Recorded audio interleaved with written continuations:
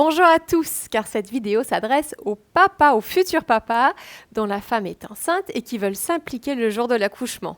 Ou si vous êtes la maman enceinte, faites regarder cette vidéo à votre partenaire s'il a envie d'être là le jour de l'accouchement ou si vous avez envie qu'il soit là pour vous le jour de l'accouchement. Je m'appelle Gladys, je suis prof de yoga prénatal et doula ou accompagnante à la naissance et j'ai un programme d'accompagnement complet, une méthode qui s'appelle Naissance intégrée pour accompagner les couples et les mamans à travers la grossesse, l'accouchement et le postpartum et pour vous remettre votre pouvoir entre vos mains pour l'accouchement.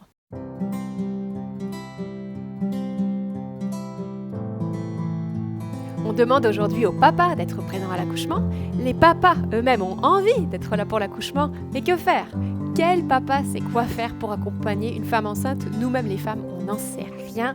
On n'est pas dans une société où on voit les femmes accoucher, où on sait comment la femme accouche, ce qui se passe à l'accouchement et où on sait ce qui aide le jour de l'accouchement. Je suis donc là pour vous donner les outils, les techniques, à la fois la compréhension mais aussi la pratique pour pouvoir être prêt le jour de la naissance.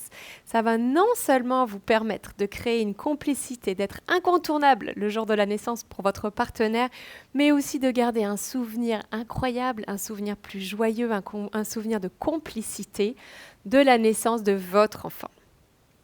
Je vous ai déjà fait une vidéo avec les 5 choses à absolument éviter le jour de la naissance. Je vous avais donc promis de vous donner les 5 choses à faire le jour de la naissance et c'est ce que je vous explique aujourd'hui.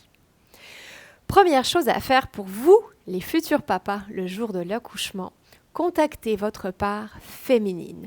La personne qui accompagne une maman qui accouche doit contacter sa part de yin à l'intérieur d'elle. On en a toute une, même si vous êtes très masculin. La part de féminité, qu'est-ce que c'est ? C'est la part de vous-même qui est capable de se mettre au service de votre compagne, de se mettre en position d'écoute, d'empathie, tout en restant dans l'action. Mais on se place vraiment dans une posture d'écoute. Vous devez devenir, le jour de l'accouchement, le détective des besoins de votre conjointe. Donc, loin de poser des questions, est-ce que tu as soif ? Est-ce que tu as faim ? Est-ce que tu veux qu'on fasse telle posture ? Est-ce que tu veux respirer ? Se placer dans une posture féminine, c'est l'inverse. C'est détecter, est-ce qu'elle a soif, est-ce qu'elle a l'air d'avoir les lèvres sèches, lui tendre le gobelet avec la paille et tout simplement voir, est-ce qu'elle fait non, ou est-ce qu'elle l'accepte. C'est peut-être s'approcher pour respirer avec elle ou lui proposer une posture dans le geste. Évidemment, vous pouvez parler, mais essayez de parler le moins possible parce que toutes les questions structurées vont stimuler l'intellect de la maman qui accouche. Alors qu'on veut la laisser dans son cerveau reptilien, c'est-à-dire son cerveau animal. On veut la garder dans sa part animale puisque l'accouchement, c'est animal. Donc, premier outil très, très important, contactez votre part de féminité et vous mettre au service de votre conjointe. Donc, énormément d'empathie, énormément de don de soi, énormément de douceur dans la façon d'accompagner votre partenaire le jour de l'accouchement.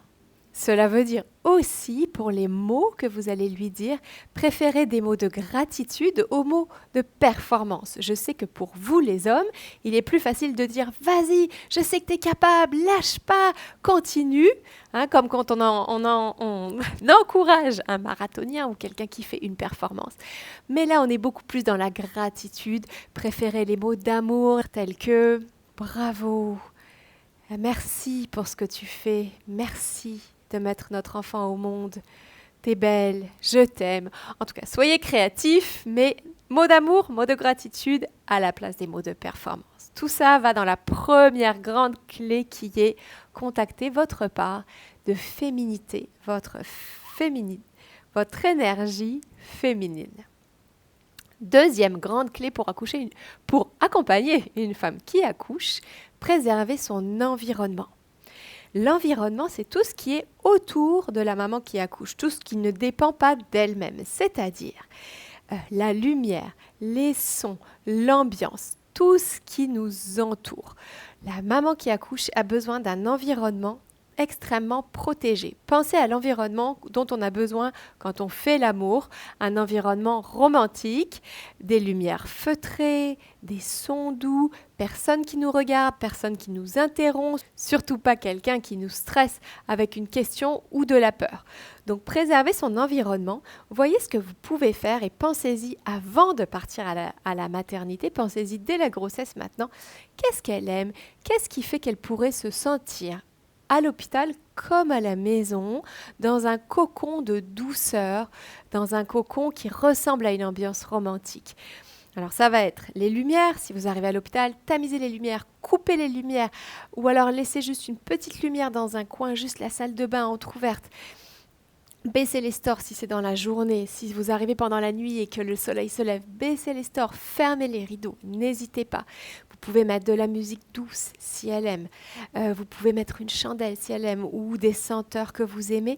Mais ça peut être tout simplement être autour d'elle, chuchoter, être dans le calme et dégager le calme. Vous incarnez le calme vous-même le jour de l'accouchement. Le fait que vous restiez calme, ancré, serein, en soi est une grande clé pour préserver son environnement.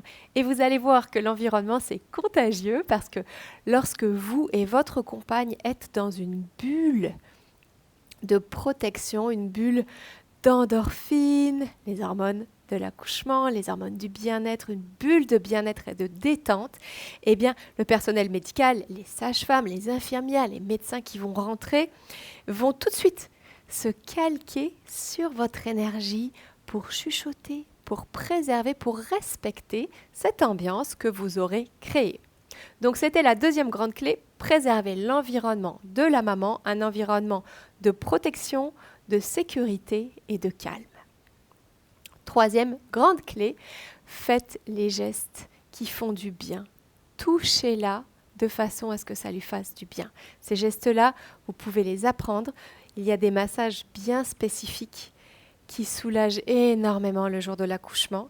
Il y a des points de pression spécifiques, notamment dans le bas du dos, ici dans le creux du pouce, au milieu de la fesse, au niveau du piriforme. Ces points de pression permettent de descendre le niveau perçu de douleur pendant les contractions. Ils peuvent être extrêmement utiles, ils peuvent tout changer le jour de l'accouchement. Les massages permettent de sécréter de l'ocytocine, l'hormone qui stimule les contractions, qui est l'un des moteurs de l'accouchement, puisque les contractions sont le moteur de l'accouchement.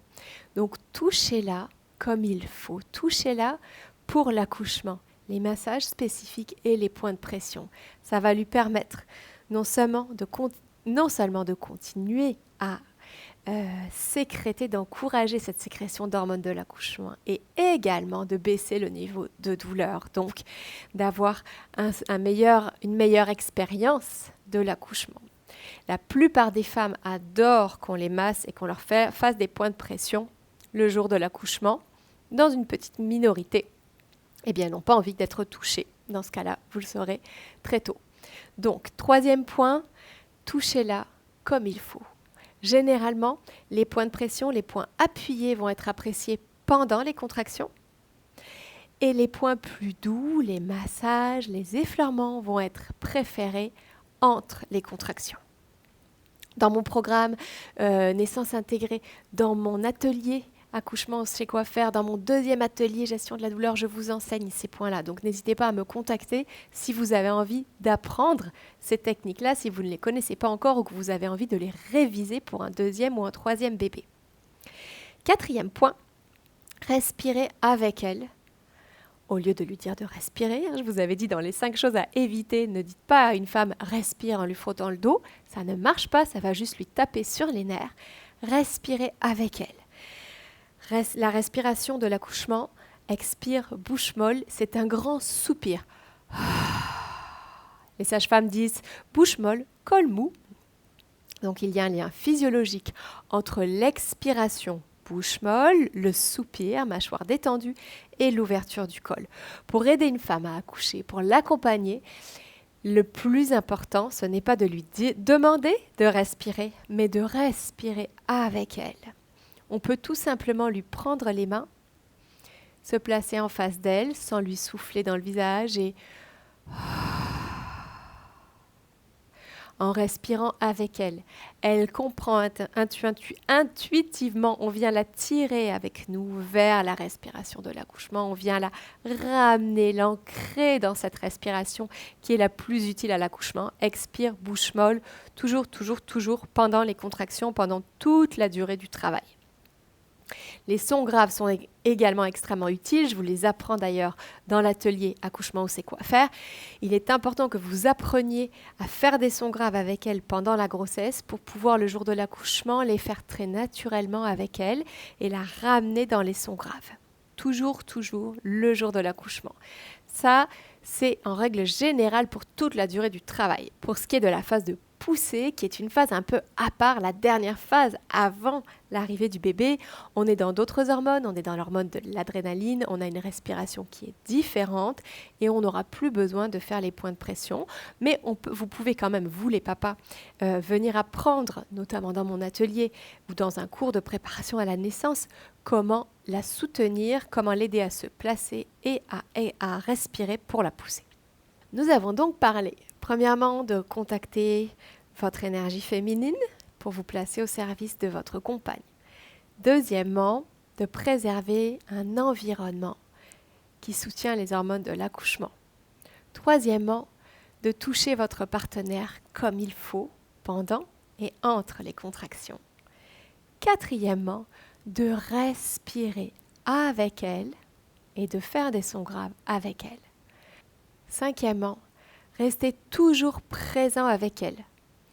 Rester présent, c'est ne pas la laisser se recroqueviller dans un coin, garder la même posture pendant des heures. C'est ne pas la laisser faire des sons aigus, faire des cris de peur, partir dans la panique, dans la peur, dans le stress. C'est la ramener avec vous dans l'ancrage, dans le calme, dans la présence, dans la détente, dans les hormones du bien-être. Donc restez avec elle et si vous voyez qu'elle part dans la peur ou dans la panique ou qu'elle se recroqueville sur elle-même dans une position, eh bien ramenez-la avec vous, avec toutes les techniques que vous connaissez. Ces techniques, je vous les apprends dans mon atelier Accouchement, c'est de quoi faire.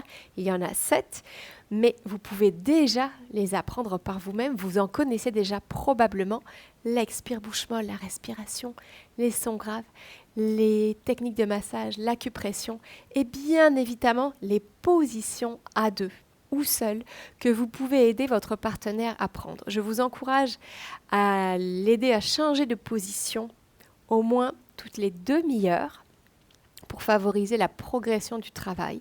Si le travail va rapidement et très bien, vous n'aurez peut-être pas besoin de changer de position, mais dans la majorité des accouchements, il est préférable de bouger le plus longtemps possible. Et ces positions, je vous les apprends dans mon atelier. Vous pouvez les retrouver dans des ouvrages aussi de préparation à la naissance. Il faut s'y entraîner avec elle pendant la grossesse. Notez celles qui font le plus de bien pendant la grossesse parce que c'est elles qui vont probablement aider le jour de la naissance. Et ainsi, vous serez prêt le jour de l'accouchement si vous la voyez se recroqueviller sur elle. Si vous l'entendez partir dans des sons aigus, vous serez prêt à venir la chercher pour se placer différemment, à lui proposer, toujours avec la part féminine, une position, à la ramener avec vous dans les sons graves, si vous sentez qu'elle part dans la peur. Donc vous voyez qu'accompagner une femme qui accouche, ce n'est pas sorcier, mais encore faut-il savoir exactement quoi éviter et surtout quoi faire. Si vous avez envie d'en savoir plus, d'apprendre tous ces gestes, d'avoir une préparation personnalisée, évidemment, contactez-moi, venez dans mes cours, suivez mon programme, venez dans mes cours en présentiel, suivez mon programme en visio, vous avez accès à moi de toute façon dans tous les programmes virtuels. N'hésitez pas, on n'est jamais trop préparé pour un accouchement, sauf si on a simplement regardé des vidéos ou lu des livres. Il faut vraiment se préparer en faisant les choses, se préparer non seulement dans notre tête, mais surtout dans notre corps. Si vous avez aimé cette vidéo, bien évidemment, mettez-moi un pouce, abonnez-vous à la chaîne pour avoir les suivantes, donnez-moi vos commentaires et surtout, préparez-vous bien pour votre accouchement, c'est l'un des plus grands moments de votre vie et je vous le souhaite le plus beau et le plus joyeux possible. À bientôt!